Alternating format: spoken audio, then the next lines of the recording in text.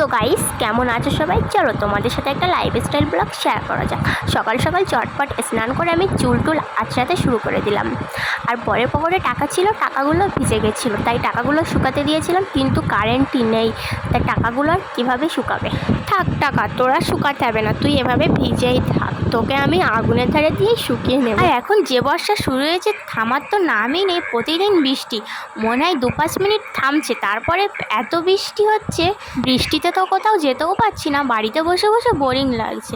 দেখো আমি এখানে চিকেন কষা খাচ্ছি, শাশুড়ি মা রান্না করছিল তো, কারণ শাশুড়ি মা জানে আমি চিকেন কষা খেতে পছন্দ করি, তাই আমার জন্য তুলে রেখেছিল। আমার তো কষা কষা মাংস খেতে অনেক ভালো লাগে রান্নার থেকে। তোমাদের কার কার এরকম ভালো লাগে অবশ্যই কমেন্টে জানিও। আমি তো মাংসটাকে হাড্ডি গুড্ডি বার করে দিয়েছি। বর্ষাকালে তো আমার এটা সেটা খেতে বেশি মন চায়, সারাদিন আমি টুকটাক করে খেতে। আমি ভাবছি আবার একটা কিছু খাওয়া যাক, দেন আমি কোটোটা বার করে নিলাম, খাবারের কোটো, দেখা যাক এর ভিতরে কি খাওয়া যায়। যেটা পেয়েছি এটাই খাই।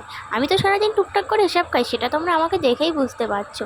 সারাদিন তো আমার না খেলে চলেই না, এটা সেটা আমি খেতেই থাকি। আমার মতো কে কে সারাদিন বাড়িতে এরকম টুকটাক করে খাবার খেতে থাকো অবশ্যই কমেন্টে জানিও। একটা অভ্যাস আমার খুবই খারাপ, বাড়িতে খাবার থাকলে আমার সেটা খেতে একদমই ভালো লাগে না, দোকান থেকে এনে খেতে হবে। তো তারপর আমি পানি টানি খেয়ে তারপরে ভাবছি কী করবো। বর্ষাতে আমার বাড়িতে তো কিছুই ভালো লাগছে না, বৃষ্টির জন্য কোথাও যেতে পারছি না বলেই তোমাদের সাথে ডেলি ব্লগ শেয়ার করতে পারছি না। প্রতিদিন কি একই ব্লগ দিলে দেখতে ভালো লাগে? এখানে সেখানে গেলে একটু অন্যরকম ভিডিও শেয়ার করতে পারি। আমি এখানে একটু হালকা করে স্কিন কেয়ার করে নিলাম। এদিকে আমার হেয়ারটাও যেন কেমন কেমন লাগছে, তাই একটু হালকা করে সিরামও লাগিয়ে নিলাম।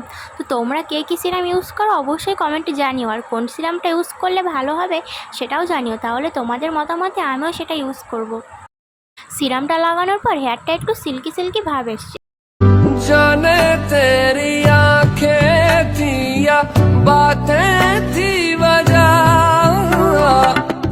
हुए तुम जो दिल की आरज़ू। আমি আবার এখানে একটু ঢং করে বরকে দেখাচ্ছিলাম, দেখো আমার হেয়ারটা কত সিল্কি। বর আবার হাসছিল। দেন আমি একটু ছাদে যাব বলে বরকে বললাম চলো একটু ছাদের ওপর থেকে ঘুরে আসি। বৃষ্টির জন্য তো একদমই ছাদে যেতে পারছি না, আর বৃষ্টির পরে তো চারিপাশটা অনেক সুন্দর লাগে, ছাদের উপর থেকে দেখতে তো আরও অনেক ভালো লাগে। তাই আমি বৃষ্টির পরে একবার করে ছাদে যাই, কারণ বৃষ্টিতে ভিজবো বলে যেতে চাই, কিন্তু তো ভিজতে তো দেয় না। একদিন আমি চুরি করে ঠিকই ভিজবো, আর ভিডিও বানাবো, পোস্টও করবো। ভেজা হয়ে গেলে তখন তো আর কিছু বলতে পারবে না। তো তারপর আমি ছাদে চলে আসলাম, আর ছাদে এসে দেখো তোমাদেরকে দেখাচ্ছি, দাঁড়াও। কি হলো, তাড়াতাড়ি আসো, এত সোলো আসলে কি করে হবে? আমি তো এদিকে লুক টুক নিয়ে রেডি হয়ে আছি। এটা আমি আমার বরকে বলছিলাম।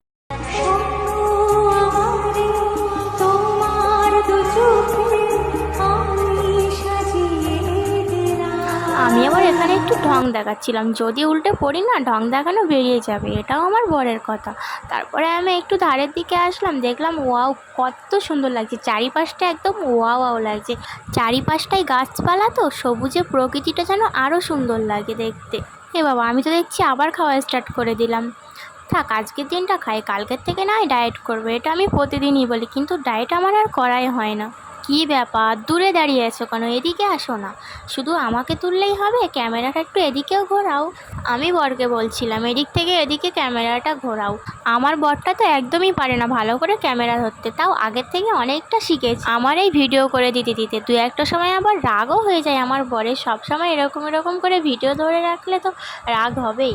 তো তারপরে আমি বলছি চলো একটু উপর থেকে ঘুরে আসি, উপরে গেলে তো আরও। এই যে দড়িগুলো, জামা কাপড় মেলে দেওয়ার দড়িগুলো সেখানে মাথার উপরে খালি বেঁধে যাচ্ছে। তো তারপরে দেখো উপরে যাচ্ছি, উপর থেকে দেখবে আরও কত সুন্দর লাগবে। কি হলো, ক্যামেরা ধরতে ধরতে হাঁপিয়ে গেলে নাকি? তাড়াতাড়ি আসো, আমি এদিকে লুক টুক নিয়ে বসে পড়েছি ঢং করতে, তাড়াতাড়ি আমার দিকে ক্যামেরাটা ধরো।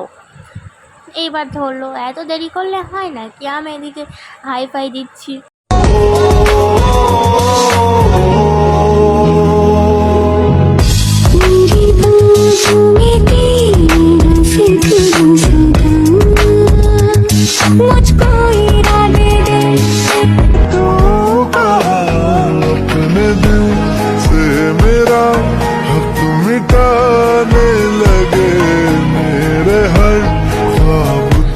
ক্যামেরাটা ধরে রাখো, আমি একটু খেয়ে নিই।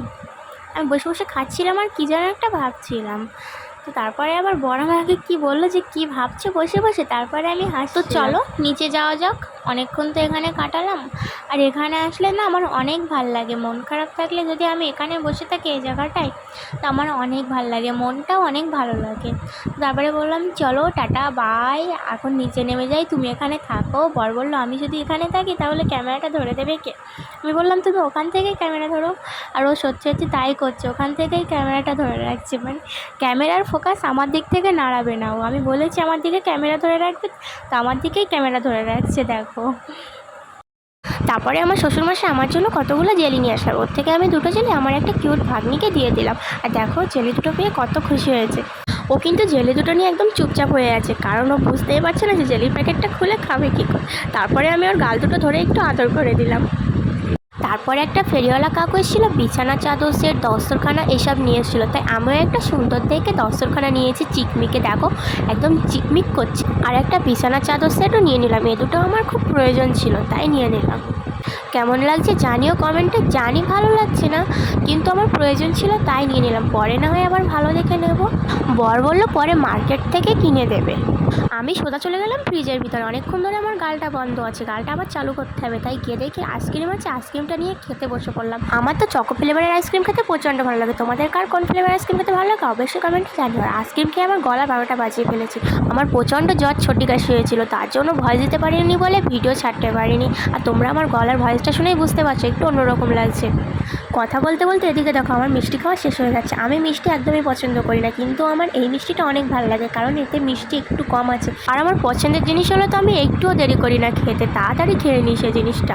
বর এই ভিডিওটা করেছিল যখন আমার শরীরটা খারাপ ছিল, আর আমার জ্বর আসলে তো মুখে একদমই স্বাদ থাকে না, মনে হয় যেন গালটাই পচে গেছে। তোমাদেরও কি এরকম হয়? তখন তো আমার শুধু চকলেটটাই খেতে ভালো লাগছিলো, তাই বর আমার জন্য 2-3টে চকলেট এনে দিয়েছিল, আর আমি সেটা মজা করে খাচ্ছিলাম। আমি হালকা করে একটু শরীর ঠান্ডা করার জন্য বরকে বললাম একটা ডাব কেটে দিতে, আর ডাবটা কাটতে গিয়ে দেখে নারকেল হয়ে গেছে। আর এটা দেখে তো আমি ভীষণভাবে স্যাটিসফাই, কারণ এরকম কচি কচি নারকেল খেতে তো আমার অনেক ভালো লাগে। নারকেলটার ভিতর থেকে প্রায় অনেকটাই পানি বেরিয়েছিল, আর পানিটা ভীষণ মিষ্টি ছিল।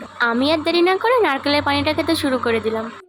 নারকেলের পানিটা এত মজা ছিল সেটা তোমরা আমার রিয়াকশান থেকেই বুঝতে পারছো। রীতিমতো আমি তো নারকেলটা দাঁত দিয়ে করেই খেয়ে ফেলছিলাম, তারপরে আমি চামচ দিয়ে দেখো কুড়ে কুড়ে কী করেছি, এবার খেতে শুরু করে দেবো। আর তারপরে আমি ঘরে গিয়ে বসে বসে খাওয়া শুরু করে দিই। তারপর আর কি আমি নারকেলটা মুখের মধ্যে পুরে টপাটপ কপ কপ করে খেতে শুরু করে দিলাম। সো গাইস ভিডিওটা আর বেশি বড় করছি না, এখানে এন্ড করছি। আরে লাইক কমেন্ট আর সাবস্ক্রাইব তো করো।